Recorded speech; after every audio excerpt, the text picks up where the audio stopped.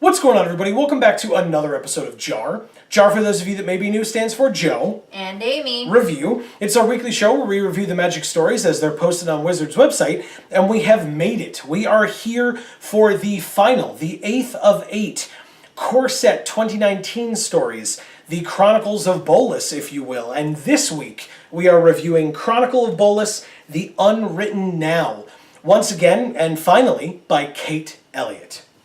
My quick review at the top, this one was great. This one did an amazing job of culminating a lot of what we've seen in the other ones. So I would say if you haven't read any of the other ones from this set, then maybe this one's not for you, but otherwise it very much is. I highly recommend it, so you should definitely go check it out.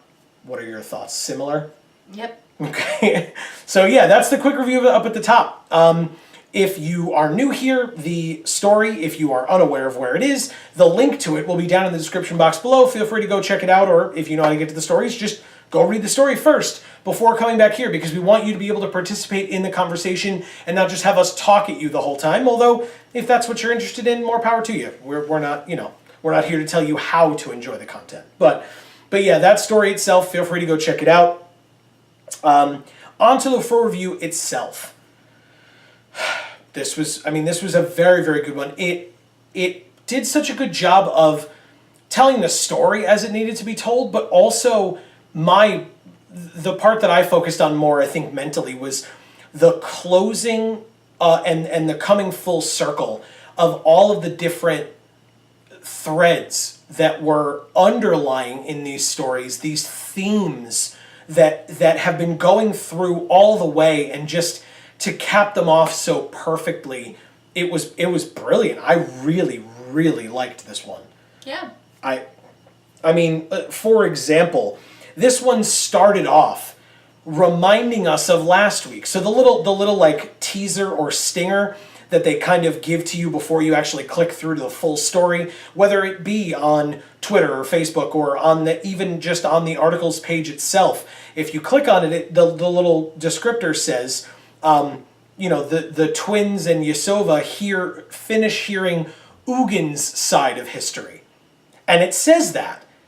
Well, that brings us back to last week and reminds us of what happened last week. Last week's story being called Perspectives, which, silly me, I can't believe we didn't praise the name of last week's story called Perspectives, because we talked about perspectives a lot last week in the episode. We just then didn't properly give props to the fact that the story was also called Perspectives, and it gave so many questions and led to such a rich discussion of those perspectives, of kind of opening your eyes to the fact that, oh, maybe Ugin isn't telling the truth here. And I'm sure Nicol Bolas is exaggerating, but because of that, how much is Ugin exaggerating? And how much of either of their recounts or recountings can we truly believe? And can we believe either of them just straight at face value? Because I posit that the answer is no, that you can't believe either of them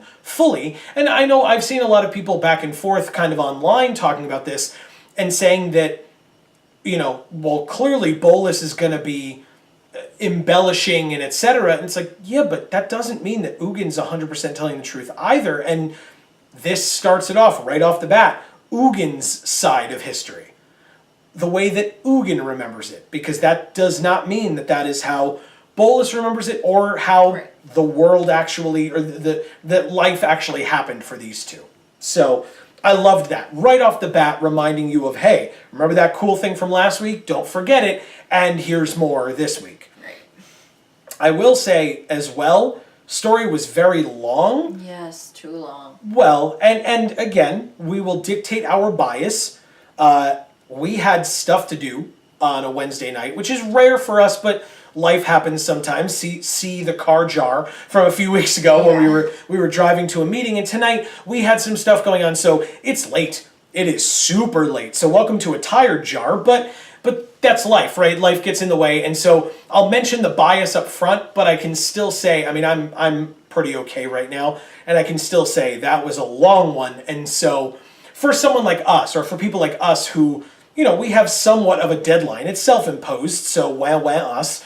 But it's somewhat of a deadline to read these stories. We only have a set amount of time to do it in, and so we were in a little bit of a crunch time. I still think we got everything that we wanted to talk about. That's not the concern, but it was a long story for that reason. And again, the amount of time that needs to be devoted to sitting down and reading these stories, again, whether you're like us, where one person reads it out loud and the other person or people listen, or you're one person, you sit down, solitary, read it, it'll probably go a lot faster than our method because, that's just how things work. But still, the time commitment is a thing to be aware of, and I do not think it would have been the worst thing in the world if this one were split up more than, into more than one story, which would mean that we will have to see. If next week rolls around and they shoehorn some random Vorthos content in, and you're like, why couldn't they have just done another week of those stories? And who knows, that could be because that's all that Kate was contracted for. That could be because that's all they thought they had time for. Who knows? But regardless, we always advocate for more, Right. for more and for somewhat brevity. I'm not saying I want a 3-paragraph story because then I'm going to complain about that. But this was kind of long. And again, we mentioned our bias at the top, so if you disagree with us and you had time to do it, please let us know. But that's just where I'm coming from, is that it was long, and splitting it up would not have been the worst thing in the world, because it took a long time. And if I'll go back to something we talked about in Dominaria and then get back to this full review in and of itself, but if your issue, or not in Dominaria, in the future, the Magic story, which we did a couple weeks ago, which a ton of you seem to enjoy, so thank you.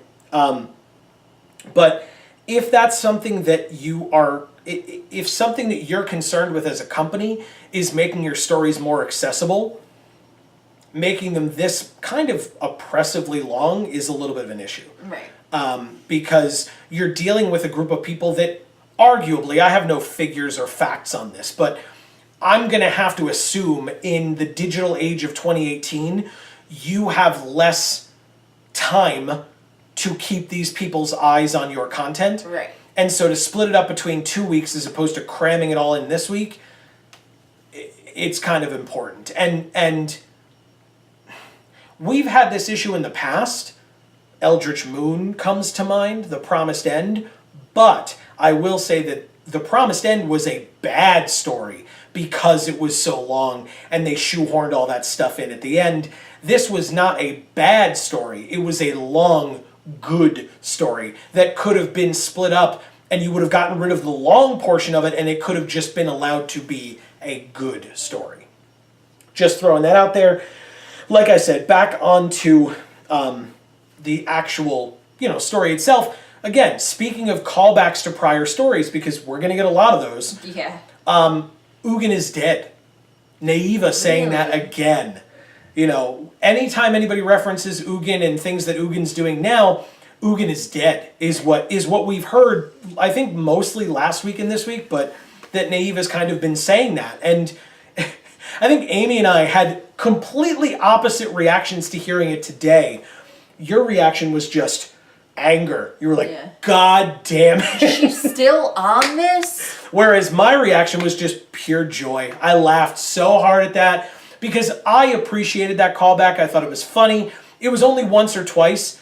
And again, by the end of the story, we find out why they did those callbacks. And it's because at the end of this story, Naiva finally says to Yasova, do you think that Ugin is really dead?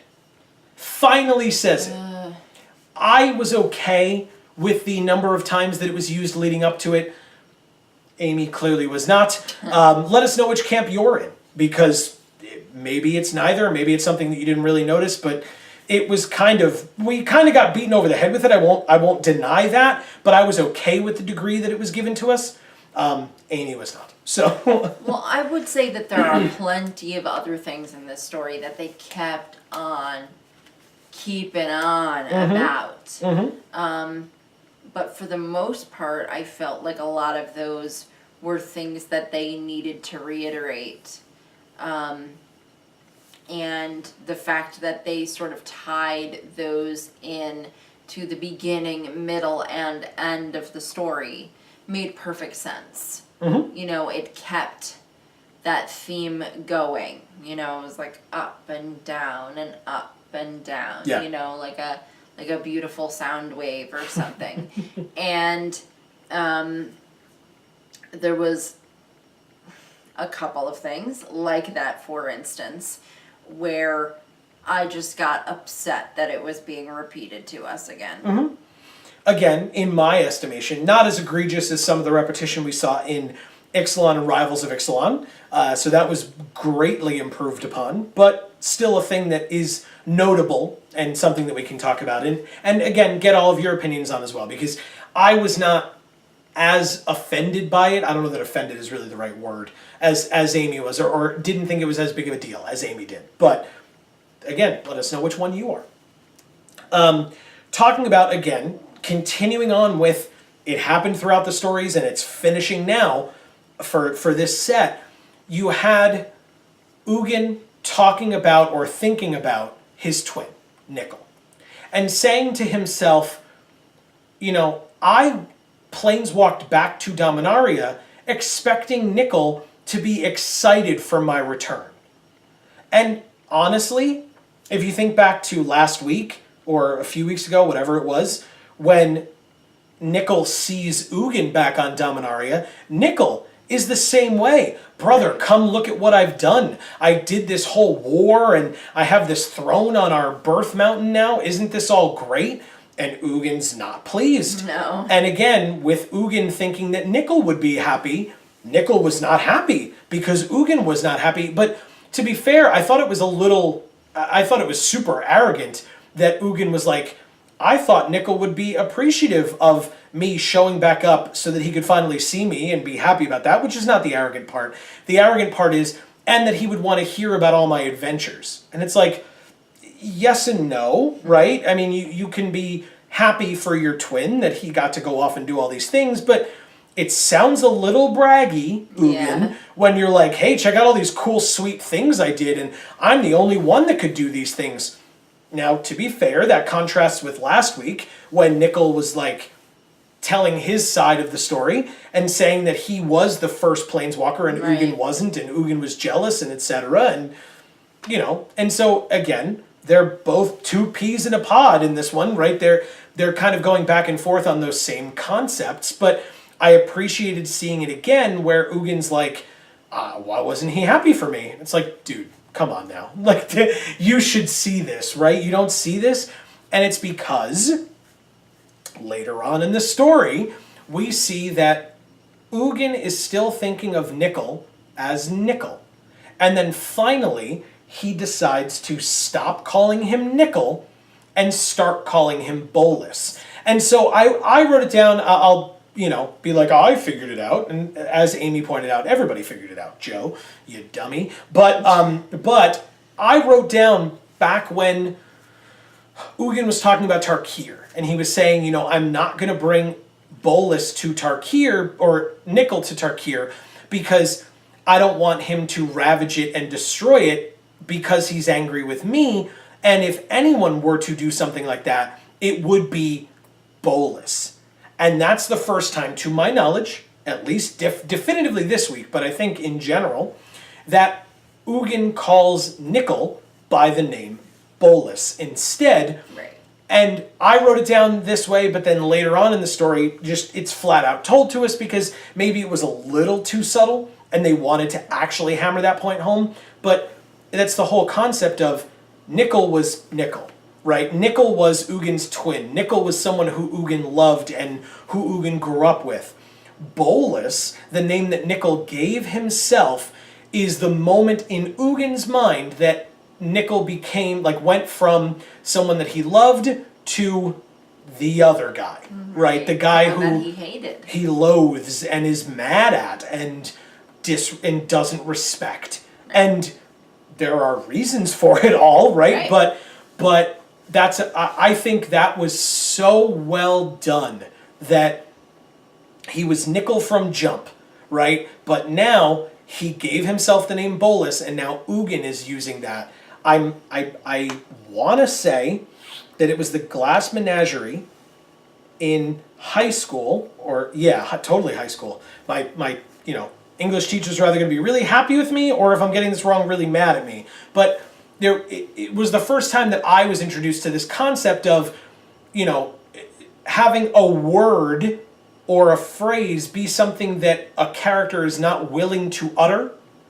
Obviously, the more obvious one is Harry Potter, where people are not comfortable saying the name Voldemort, and yet eventually, when people say it, who were afraid to say it previously, that's when you know it's impactful. That's a way for the story to tell you, hey, this is a big deal. This is a turning point for this character, that they aren't saying the word, they are now saying the word that they have been uncomfortable saying, or that they just haven't said at all for whatever reason. Now they're saying it, and that's the kind of the light bulb moment for you as the reader to realize, like, oh, hey, this is kind of a big deal. I should pay attention, and hopefully you're keyed into the reasoning why that word is now finally used or whatever. And in this case, it happened with the name Bolas versus the name Nickel.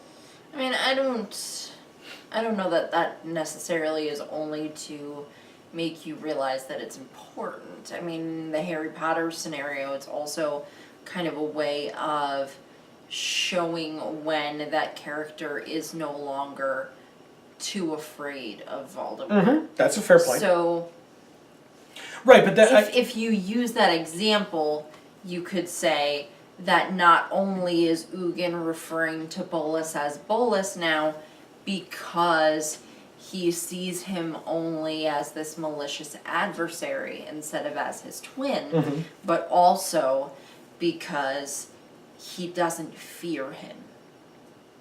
He knows that he has enough power and knowledge and tranquility in the face of chaos mm-hmm. to face him. Mm-hmm. And speaking of that, we finally learned, because we heard this from Nickel last week, or Bolas last week, where he said that he went to the meditation realm and killed Ugin there. And that didn't make too much sense, because we know if he kills him anywhere, it's on Tarkir, right? And the whole Khans of Tarkir, Fate Reforged, Dragons of Tarkir storyline. So again, I just assumed it was a fabrication, just like anything else, and that maybe Ugin planeswalked away or disappeared or something. But no, I mean, according to the story this week that was clarified for us, it seems like Ugin was straight up killed on the meditation plane, and yet the waters of the meditation plane, showing that perfect reflection of Ugin that it's been showing this whole time, kind of coalesce back again after being drained when Ugin's corpse hits the water and spills out. The water returns, and Ugin is reborn, now seemingly Ugin the spirit dragon, as opposed to previously where he was just Ugin the dragon, and now he is the spirit dragon. And it's a shame. Gandalf the Grey. Right, versus Gandalf the White. It's a shame that I was reading Mark Rosewater's Odds and Ends article. If you read part 2, you might recognize one of the Twitter handles in there. If I was reading the Odds and Ends, and he talked about, because a million people asked him, why no Ugin card? Ugin's in the story, why no Ugin card? I don't think I told you this. But the reasoning that he gave was partly because Ugin wasn't part of the story at the time that they were making the game, or that they were making the set. And so it's a damn shame, because I would have loved to have seen pre-Spirit Dragon Ugin in art form, depicted on a card.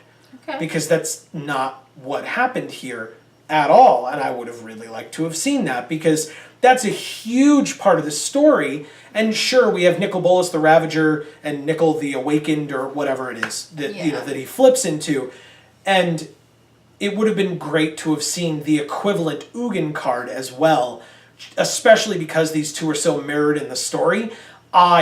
This is one of the few times where I missed it. I am not the guy who is sitting here going, God, Wizards, come on. How have you not made the Shadow Blade card yet from Kaladesh? Because I would love a Shadow Blade card from Kaladesh, but if people enjoy it enough, the character, they will eventually get a card. I don't doubt that. It's just, they make sets way in advance. Right. I'm just saying, for the Vorthos in me, the story, it would have been great to have seen that parallel in the set as well as in the story itself. Plus, just having an artist's depiction of pre-Spirit Dragon Ugin, now that we know that the stories have now told us how we get Spirit Dragon Ugin from it, that would have been really cool to me, personally. Yeah, I definitely agree with that. And, again, maybe it's something we'll see in the future, although it'll feel real forced. I feel like it'll be hard to not have it feel forced when we see it next. Because if it's ever anything similar to Nicol Bolas the Ravager, all that everybody's going to think when they see it is, oh, hey, Corset 2019, where have you been, and that's just, I feel like that's just where people's heads are going to go with that. But I'd still like to see it. There was a line that was used here. There's a couple of things I want to say to as my ending points here, but there are plenty of them, so check the timestamp. We're not anywhere near the end. Because Amy and I like to talk about stuff. I'll throw out my prediction, because sometimes people do that and they're right, and I've done that in the past and been super wrong. I don't know that I've ever been super right, but I've been right a little. Been right before. Yeah, a little bit. I liked the fact that in this story, I think it said it 2 or 3 times by different characters, but I noticed it the most when Yasova said it at the end, when Naeva finally asks, hey, is Ugin really dead? And Naeva says, everything comes to an end, or everything has an end. That doesn't automatically mean death. And the first thing my head jumped to was, are you foreshadowing Ravnica? Because a lot of people have been like, well, how does this go? It's Gatewatch versus Bolas and friends, right, and company. How is this going to work out? They're going to have to kill Bolas, right? I don't know. I don't think so. I think Bolas is a great villain for them. Yeah. Having him defeated, not that him dying has meant that he's dead forever. Right. Because it sure has happened in the past. Yeah, exactly. Tetsuo says, what's up, right? So, I don't know. I read that, and that's where my mind went. Maybe I'm reading too deeply into it, but maybe I'm not. I read it, and I went, wow, the end does not equal death. And so even though the Gatewatch arc is ending at the end of the 3rd Ravnica set that we're getting coming up, that doesn't equal death. That's what I read. From that was foreshadowing to the Ravnica blocks, or the Ravnica sets. Doesn't equal death of what? Either Bolas or the Gatewatch. Maybe they just disband. Maybe Bolas gets defeated and tucks his tail between his legs and runs, or who knows. But I know a lot of people are expecting a lot of death. He's going to turn into a spirit. Like Ugin? Yeah. That'd be cool. Or it means somebody in the Gatewatch is dying. Right. And then, but hey, wait, they're not really dead? That sounds right. The other point that I really appreciated was when Yasova is kind of summarizing everything, talking to the twins at the end, and she says, we've heard these stories now, and Feck is going to carve these stories into these horns, and maybe later on, someone else finds these stories, and it changes their view of the world. And it was like, oh God, that's so meta that, I loved it because it's not like Deadpool style breaking the fourth wall every half hour, right. Which I'm not complaining about. Huge Marvel fan here. Not complaining about it at all, but in this setting, that would be real weird if it was just over and over again like, hey, you're reading this, reader. We're going to talk to you, reader, because that's who's reading it. And it's like, that. I don't need that fantasy story, thanks. But this one instance of it was just like... It's doing that all the time, it's just not good writing. Yeah, exactly. So, but that one in there where, it's still technically the story, but they're really talking about us. Right. Because it's talking about finding these stories, reading these stories, and changing your view of the world, I mean, this was your opportunity to really know Nicol Bolas's backstory, find out where he's coming from, and also, to be honest, and this was really only the last 2 weeks in my reading of the stories, but put Ugin's motivations a little bit into question. Yeah. And Ugin's trustworthiness. And now, to be fair, and I wrote down here as well, Ugin at one point says that he thinks that it's foolish or he doesn't want to subject other realms or other planes to Bolas's or Nicol's terrible vision of law and justice. Law and justice specifically were the words that were used. Now again, I wrote it down then, and then we saw him later, but Ugin is a huge hypocrite there because he's friends with Azor. And maybe Ugin doesn't see the problem with Azor, the lawbringer, bringing law and justice to other planes, but Jace sure had a problem with it. Right. And while... And Vraska. Yes. Yes. And I mean, again, you see what happened on Ravnica, you see what happened on Ixalan and all these other places where Azor just shows up and he's like, well, I'm smarter than all of you, so here's your new system of government. Right. Make it work, see ya. And then he leaves and God forbid, things somehow start falling apart mysteriously. I don't know how that happens with him just giving them these tools and then leaving without actually properly making sure that it works. But that's what happened, right? That is, and to hear Ugin then in that line, I thought of Azor immediately. Oh, his terrible vision of law and justice. Dude, your friend has a terrible vision of law and justice. Have you? And again, at the time that he says that, foreshadowing in that point. well, because at the time that Ugin says / thinks that, he hasn't met Azor yet, but he's gonna, and he's gonna send Azor out or work with Azor, even if it wasn't under Ugin's say-so to bring law to all these places. Right. Ugin still teams up with Azor knowing that Azor was and or is this kind of a planeswalker. Yeah. I mean, it's just super hypocritical, which again, it changes your view of Ugin as a character. Yeah, he is and not, whether or not he's trustworthy. yes, and he is no longer the epitome of good and the true, opposite of Bolas, or maybe he is the true opposite of Bolas because Bolas is mostly bad with a sprinkling of understandable in there, Yeah. and Ugin is mostly good with a sprinkling of bad intentions or misguided intentions there. Right. And so that does make them still a damn good balance, and so... And one would say even more closely adhered to the example of a yin-yang. Mm-hmm. Because, you've got the white section. But also the little... And the black section with the little holes. Yep, the little circles of the opposite color. Absolutely. I think that's brilliant. I think that's a beautiful way of putting it. And thank you, because I made the yin-yang example, and then you were just like, yeah, but how about this? And it's like, no, you're right. That's so much better than the way that I said it. So thank love you. I'm sorry. No, that was perfect. Don't apologize at all. On to kind of the culminating things for these stories, unless you had anything more for this particular one. So I talked about this way early on, both of these topics really. Way early on in these stories.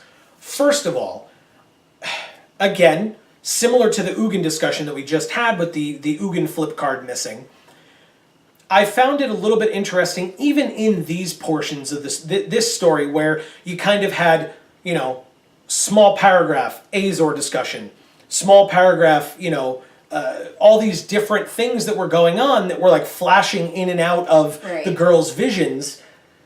We didn't see, except for one mention by Yasova of Sarkin towards the end, which she didn't even mention his name. Right, she didn't even say, I am speaking about Sarkin. Right. She just told the girl, she was like, I met this guy, and he was a planeswalker, but he was human. And he was kind of a dude, and blah, blah, blah, blah, blah. So she talks about that, but otherwise, I mean, there were 4 other planeswalkers in this set, And I expected them to have been referenced somewhat because in the story. because minus Vivian Reed, who I have not looked up any of her information, even like her Planeswalker profile or anything on the website. I really haven't had the time.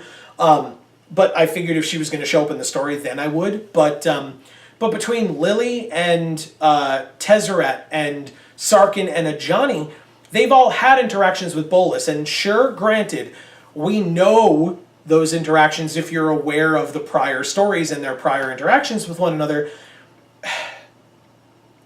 It would have been nice to have seen it. It would have been nice to have seen them in these stories get a moment, right? Again, because presumably all these stories were not told from Bolas's perspective. No. And so show it from Bolas's perspective. You already gave us Bolas's perspective last week once. Give it to us more. And now maybe this is just a prelude to the fact that now, because we know him so well, or we think we do, now we can hear some stories from his perspective and where it actually delves into his mind and his thinking process in the Ravnica sets, because now we know him, or we believe we do. So maybe this is just a way to set that up.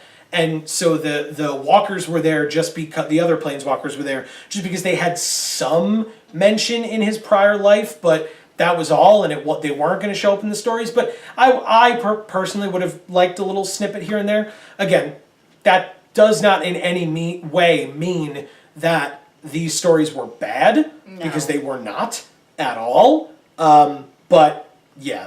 I figured I'd mention that. And then finally, because I promised we would, I said, ask me in 8 weeks on week 1, and I remember that, the flashbacks with the different font and the line delineating it with the storytelling concept. Mm-hmm. After week 1, I was like, I wonder, or maybe it was week 2, I was like, I wonder if this is going to continue for all of these stories, and if I'm going to get annoyed by it or not after a while. And I didn't. It was a brilliant way of telling the stories. I didn't feel like I felt like it was often, but I felt like it was warranted.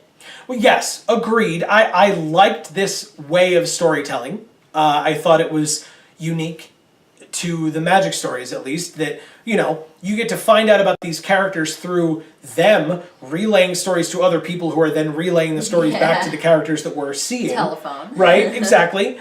But it's still the idea of getting those thoughts out there, and it's a way for us, the reader, to know these stories, and it's not just, hey, we want to tell you about Ugin, here's all these things about Ugin, done. Right, it's not just a list of facts, it's an actual story. Correct. And there's a reasoning behind it, and again, I think earlier in this video, but if not, you've mentioned it multiple times today to me before we started filming, it comes full circle in that, even the Yasova and the twins, they start off in one place, and then they travel to Ugin because he contacted them, and then they travel back, right? And everyone grows one way or another. I mean, Yasova, we find out, is old, right? And the girls finally learn she's old, and it's creeping up on her. Yes, and that's a good thing, though, because it's the opportunity for Yasova to realize the girls are ready, right? Baishia finally steps out of her shell and confronts Nicol Bolas, where Naiva has to hide instead of jump out and be impetuous, which she loves to do. And fight the dragon. Which she wanted to do. Right. Or fight with the dragon, as Nicol Bolas made her want to do multiple times. So I liked that. I thought that was a really cool way of doing that you bring the story full circle. And it did say, she might not die this year, she might not die in the next 5 years, so I wouldn't be surprised if we see these characters again, if we return to Tarkir anytime soon. But I liked it. I liked this story so very much. I thought it was great. And I have to say, overall, these stories were infinitely better. My opinion only, and if Amy says yes, our opinions only, and you can sound off with yours as always. But these stories were infinitely better than Dominaria's. Yes, I agree. Infinitely better. And again, I've heard, I'll give props where props are due, credit where credit's due. I've heard Vorthos J mention this on a couple of occasions, that that was the kind of the freshman outing of this new method of storytelling with the outside authors, was Dominaria, Right. and this was the sophomore version. But I have to say, why is that your guinea pig set? right? Like, We've said that a million times. But I also have to say, I don't think that so much was able to have been changed once they were getting the reactions from Dominaria, because they were so close to when M19 stories were coming out. So I don't think that one had anything to do with the other, No. unless you say that maybe the Wizards team just got their stride at that point, that they stumbled a bit originally and then they finally got their stride, so they just went with it. But what a That's what I transformation. Yeah, but what a transformation from one set of stories to the next, and it's crazy. right. And again, if that's the case, like, this was fine, and I'm looking forward to now so much more than if we went straight from Dominaria to Ravnica. I'm now greatly looking forward to the Ravnica stories, because if it was Dominaria to Ravnica, I'd be like, great, now they're going to screw up Ravnica as well, Right. and the end of the Gatewatch story. Now I'm really looking forward to it. Also, because I don't want to be a hypocrite in not calling this out when I see it positively, I want to say that in the past we have complained about the final story being overshadowed by random news announcements Yeah. that Wizards gives of new cards or new information or whatever. They didn't do that this week, at least that I saw, and that I saw people talking about. I may have missed something, but I don't think I did. And if that's the case, thank you. Right. Because, and honestly, it shouldn't be me thanking you. First of all, it should be the standard, in my opinion. But second of Right. all, you have the concept of, you bring in an author, right? There's the hope of a symbiotic relationship where they bring their readers and their fans, and you bring your readers and your fans to them in the process. And it's rude. In my feeling and estimation, it's rude to seemingly overshadow their conclusion to their story that they wrote by saying, Right. here's this week's story, but look at these announcements, new cards. Right. And it's like, all the main people that don't usually talk about story, they're going to mainly focus on the cards now, or whatever news you're bringing up. Whereas if there's nothing else to talk about and it's just the story, maybe they talk about the story. Maybe your story, God forbid, becomes more accessible. Yeah. And more people start reading it, so that we don't have the future of the Magic story problem that we talked about a few weeks ago. Yeah, I mean, it kind of seems like they're stabbing the new author in the foot. They go out, hire this new author to just do this set of stories, and they have to read and get taught about all of this information in terms of backstory and what's canon and what's not and everything else. And it's less information than you'd think they would be given. Well, yeah, but in order to write these stories, and then they just stomp on them by overshadowing them with announcements of whatever. To draw attention away. Right. But not even to draw attention away. It's just... Well, I was going to say, I don't... I'm done talking about it. I don't want to just make it seem like I'm saying Wizards did this intentionally and blah, blah, blah. No, because if you've watched our past episodes where we've had these types of discussions, I have said that the only thing that I can think of personally is that maybe they do these kinds of announcements to try to draw eyes to Daily MTG, which makes them hope like, oh, somebody will go there and say, oh, look, the conclusion of the story. Maybe I'll go check it out, right? But I feel like it would probably have the opposite effect, which is that people won't have to go to Daily MTG because the people that they follow that aren't Wizards employees, who still frequently talk about all these announcements and give their opinions as well as content creators and things like that, they're going to be the ones who dictate where the discussion goes. And if you're splitting everyone's focus, it's more likely that people are going to be interested in hearing about the big announcement than they are hearing about the story's conclusion. And so it's for the content creator's benefit to talk about the big news and not the story. Or again, toss it in at the tail end or something. So I don't know. I feel like it's a great way of making it so that the authors don't want to come back. Because they're probably going into this and signing these contracts and doing this work, figuring that Wizards is going to do some amount of marketing in order to get their stories out there. And instead, what they do is kind of smudge the stories with other information that is more lucrative for them, and so therefore more important. So, like I said, I recommend, and I'll probably link it at the end after we're done here, but I recommend going and checking out our review of the Future of the Magic Story MTG Weekly video that we reviewed, because that's a much heavier discussion, and we go a lot deeper into that if that's something that you're interested in. I've kind of come to a resolution in that as well. I hope so. As to why it may actually make sense for them to do that. Maybe.